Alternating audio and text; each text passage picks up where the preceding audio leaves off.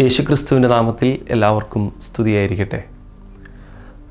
Logos ക്വിസിനായി ഒരുങ്ങുന്ന പ്രിയപ്പെട്ടവരെ, ഈ വർഷം ലോഗോസ് ക്വിസിനായി മറ്റു പുസ്തകങ്ങളോടൊപ്പം പ്രഭാഷകൻ്റെ പുസ്തകത്തിൽ നിന്ന് 34 മുതൽ 40 വരെയുള്ള അധ്യായങ്ങളാണല്ലോ ഉള്ളത്. ഈ അവസരത്തിൽ പ്രഭാഷകൻ്റെ പുസ്തകം ഒന്ന് പരിചയപ്പെടുന്നത് നല്ലതായിരിക്കും.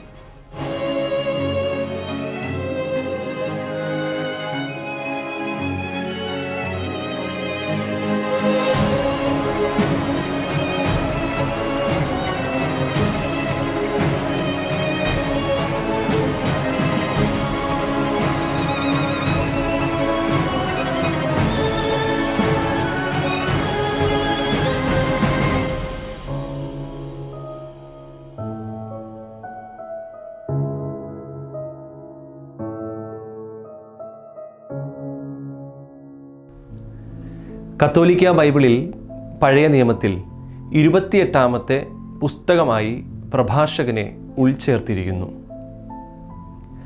ബൈബിളിലെ വലിയ പുസ്തകങ്ങളിലൊന്നായി കണക്കാക്കാവുന്ന ഈ പുസ്തകത്തിൽ 51 അധ്യായങ്ങളാണുള്ളത്. പ്രബോധനങ്ങളടങ്ങുന്ന ഈ പുസ്തകം വിജ്ഞാന സാഹിത്യ പുസ്തകങ്ങളിലൊന്നായി കണക്കാക്കപ്പെടുന്നു. ബുദ്ധിമാന്മാർക്ക് അഥവാ വിജ്ഞാനികൾക്കുള്ള ഉദ്ബോധനങ്ങളുടെ സമാഹാരവും അല്പം ഉപദേശങ്ങളുമടങ്ങുന്ന പുസ്തകമാണിത്. മനുഷ്യൻ്റെ ധാർമ്മിക ജീവിതത്തിന് വേണ്ടിയുള്ള ഒരു വഴികാട്ടിയായി ഈ പുസ്തകം ഉപയോഗിക്കാവുന്നതാണ്.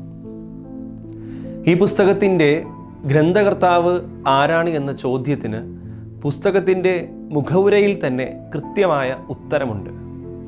യേശു എന്നാണ് അദ്ദേഹത്തിൻ്റെ പേര്. ഇംഗ്ലീഷ് ബൈബിളിൽ സിറാഖ് എക്ലേസിയാസ്റ്റിക്കസ് എന്നാണ് ഈ പുസ്തകം അറിയപ്പെടുക. സിറാക്കിൻ്റെ പുത്രൻ ഏലിയാസറിൻ്റെ മകനായ യേശു അഥവാ ജോഷുവ എഴുതിയ പുസ്തകമാണിത്. സിറാക്കിൻ്റെ പുത്രൻ്റെ നിർദ്ദേശങ്ങൾ, സിറാക്കിൻ്റെ പുത്രൻ്റെ സുഭാഷിതങ്ങൾ എന്നൊക്കെ ഈ പുസ്തകം അറിയപ്പെടുന്നു. അതായത് ഗ്രന്ഥകർത്താവിൻ്റെ പിതാമഹൻ, നമ്മുടെയൊക്കെ ഭാഷയിൽ പറഞ്ഞാൽ മുത്തച്ഛൻ്റെ പേരിലാണ് ഈ പുസ്തകം കൂടുതലും അറിയപ്പെടുന്നത്. ഏകദേശം BC 180 എഴുതപ്പെട്ട ഈ പുസ്തകം ഹീബ്രു ഭാഷയിലാണ് ആദ്യം രചിച്ചത്. 5 വർഷങ്ങൾക്ക് ശേഷം അന്തിയോക്യൂസ് 4ാമൻ്റെ ഭരണവർഷം മുൻപ് BC 175 തന്നെ ഗ്രന്ഥകർത്താവ് മരിച്ചതായും കരുതപ്പെടുന്നു. ഇന്ന് നാം ഉപയോഗിക്കുന്നത് ഗ്രീക്കു ഭാഷയിൽ നിന്നും വിവർത്തനം ചെയ്ത പുസ്തകമാണ്. മുഖവുരയിൽ നിന്നാണ് നാം ഇത് മനസ്സിലാക്കുന്നത്.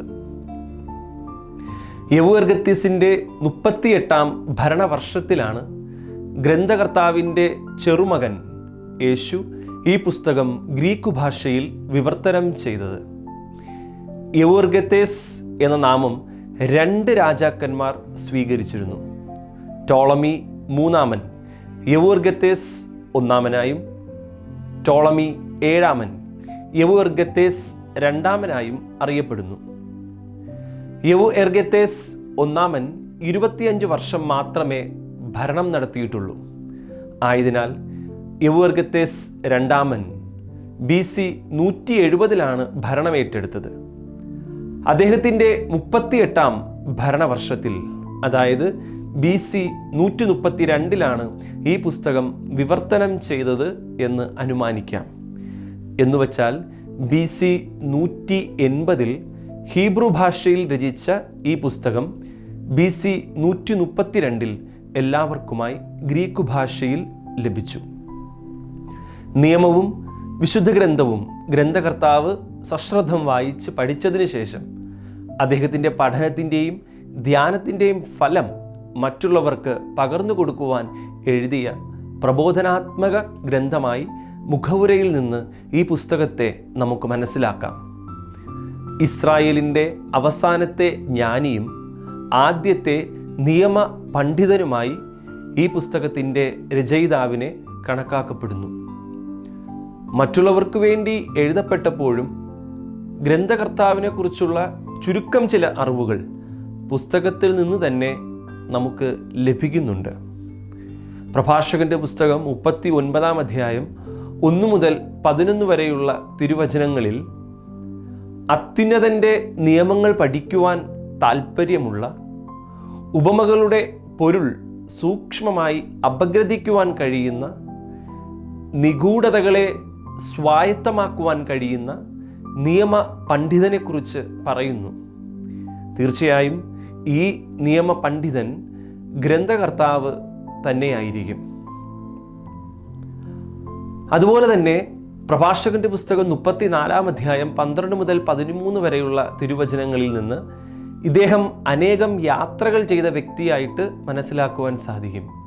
യാത്രകളിൽ മാരകമായ അപകടങ്ങളിൽ പെട്ടിട്ടുണ്ടെങ്കിലും തൻ്റെ അനുഭവജ്ഞാനം തന്നെ തന്നെ രക്ഷിച്ചുവെന്ന് ഗ്രന്ഥകർത്താവ് എടുത്തു പറയുന്നു. പ്രഭാഷകന്റെ പുസ്തകത്തിനെ കുറിച്ച് കൂടുതൽ നമുക്ക് മനസ്സിലാക്കാൻ ശ്രമിക്കാം. പ്രഭാഷകന്റെ പുസ്തകം 44 മുതൽ 50 വരെയുള്ള ഭാഗങ്ങളിൽ ഗ്രന്ഥകർത്താവ് പൂർവ്വപിതാക്കന്മാരെ അഥവാ മുൻപേ നടന്നുപോയവരെ മഹത്വപ്പെടുത്തുന്നത് കാണുവാൻ സാധിക്കും. എന്നാൽ മറ്റു ഭാഗങ്ങളെ, പ്രത്യേകിച്ച് 1 മുതൽ 43 വരെയുള്ള അധ്യായങ്ങളെ ഒരു പ്രത്യേക വിഷയത്തിൻ്റെ അടിസ്ഥാനത്തിൽ ഘടനാപരമായി നമുക്ക് തിരിക്കുവാൻ പ്രയാസമാണ്. എങ്കിലും പൊതുവെ ആത്മീയ ജീവിതത്തിനും അനുദിന ജീവിതത്തിനും ആവശ്യമായ ജ്ഞാനത്തെക്കുറിച്ചാണ് പ്രഭാഷകൻ പഠിപ്പിക്കുന്നതെന്ന് പുസ്തകം നന്നായി വായിച്ചു കഴിഞ്ഞാൽ നമുക്ക് മനസ്സിലാക്കുവാനായിട്ട് സാധിക്കും. ആത്മീയ ജീവിതവുമായി ബന്ധപ്പെട്ട് എളിമ, സ്നേഹം, നാവിൻ്റെ ഉപയോഗത്തിലൂടെയുള്ള പുണ്യങ്ങളും പാപങ്ങളും, അഹങ്കാരം, ജഡികാസക്തി എന്നിവയെക്കുറിച്ചുള്ള ചിന്തകൾ ഗ്രന്ഥകർത്താവ് പങ്കുവെക്കുന്നുണ്ട്. ഒപ്പം അനുദിന ജീവിതത്തിന് മാതാപിതാക്കൾ, കുട്ടികൾ, യുവജനങ്ങൾ, സ്ത്രീകൾ, കൂട്ടുകാർ എന്നിവർക്കുള്ള ഉപദേശങ്ങളും, ഒപ്പം സമ്പത്ത്, ദാരിദ്ര്യം, ആരോഗ്യം, മരണം, യാത്ര, നല്ല പേര്, പ്രശസ്തി, ചീത്തപ്പേര് തുടങ്ങിയ വിഷയങ്ങളെക്കുറിച്ചും ഗ്രന്ഥകർത്താവ് കൈകാര്യം ചെയ്യുന്നുണ്ട്. പദ്യരൂപത്തിലുള്ള പ്രഭാഷകന്റെ പുസ്തകത്തിൽ വിവിധ സാഹിത്യ രൂപങ്ങൾ നമുക്ക് കാണുവാനായിട്ട് സാധിക്കും. ഏറെ പ്രധാനമായിട്ടും ഒന്ന് മഷാൽ. ഹീബ്രു ഭാഷയിൽ മഷാൽ എന്നറിയപ്പെടുന്നത് നമ്മുടെ ഭാഷയിൽ പറഞ്ഞാൽ പഴഞ്ചൊല്ലുകൾ അഥവാ പഴമൊഴികൾ, ഉപമകൾ എന്നൊക്കെയാണ്.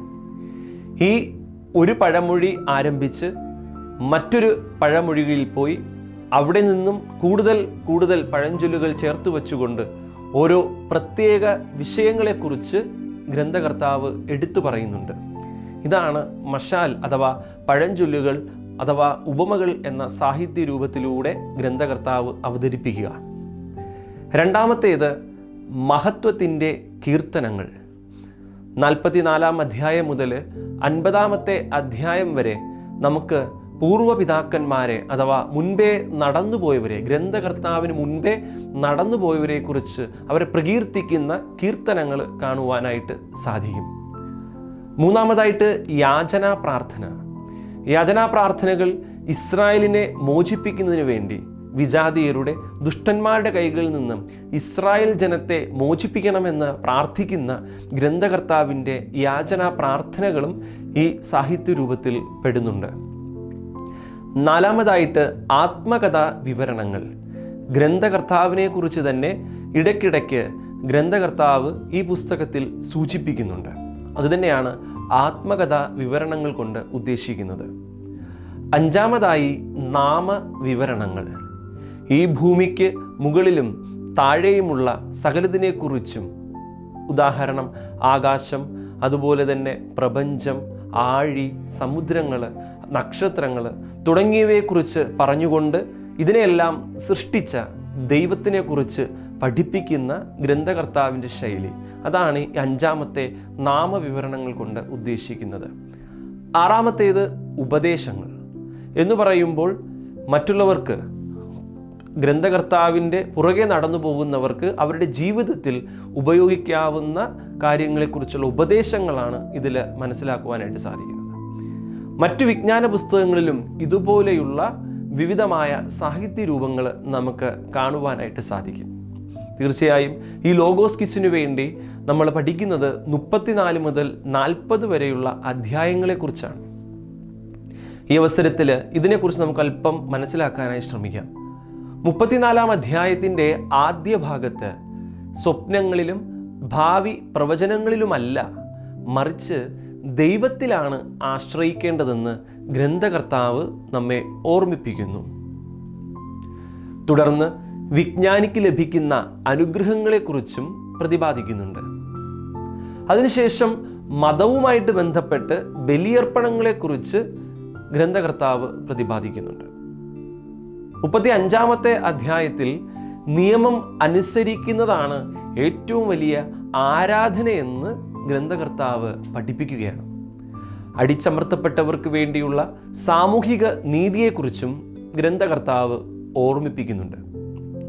36-ാമത്തെ അധ്യായത്തിലേക്ക് വരുമ്പോൾ അതിൻ്റെ ആദ്യ ഭാഗത്തിൽ ശത്രുകരങ്ങളിൽ നിന്നും ഇസ്രായേലിനെ മോചിപ്പിക്കുന്നതിനെക്കുറിച്ചും, എന്നാൽ അതിനുശേഷം ജീവിതത്തിൽ ശ്രേഷ്ഠമായത് അത് തിരഞ്ഞെടുക്കുവാനും ഗ്രന്ഥകർത്താവ് ഓരോരുത്തരെയും ഉദ്ബോധിപ്പിക്കുകയാണ്. 37-ാമത്തെ അധ്യായത്തിൽ സ്നേഹിതനെയും ജ്ഞാനിയെയും കുറിച്ച് പ്രതിപാദിക്കുമ്പോൾ രോഗവും മരണവുമാണ് 38-ാം അധ്യായത്തിലെ വിഷയം.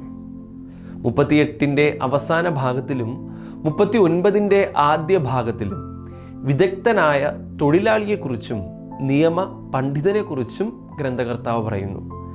ബാക്കി ഭാഗത്തിൽ സൃഷ്ടാവായ ദൈവത്തെ സ്തുതിക്കുന്ന ഗ്രന്ഥകർത്താവിനെയും കാണുന്നു. ജീവിതത്തിൻ്റെ സുഖദുഃഖങ്ങളെക്കുറിച്ച് പ്രതിപാദിക്കുന്നതാണ് 40-ാമത്തെ അധ്യായം.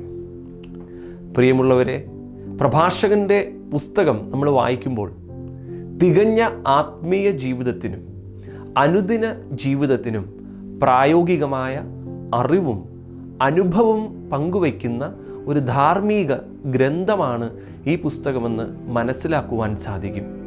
പ്രത്യേകിച്ചും ഇന്നത്തെ ഈ ലോകത്തിൽ നമ്മുടെയും വരുന്ന തലമുറയ്ക്കും മനസ്സിലാക്കുവാനും ജീവിതത്തിൽ പ്രാവർത്തികമാക്കുവാനും ഏറ്റവും ഉപയോഗപ്രദമായിട്ടുള്ള ഒരു പുസ്തകം തന്നെയാണ് പ്രഭാഷകന്റെ പുസ്തകം.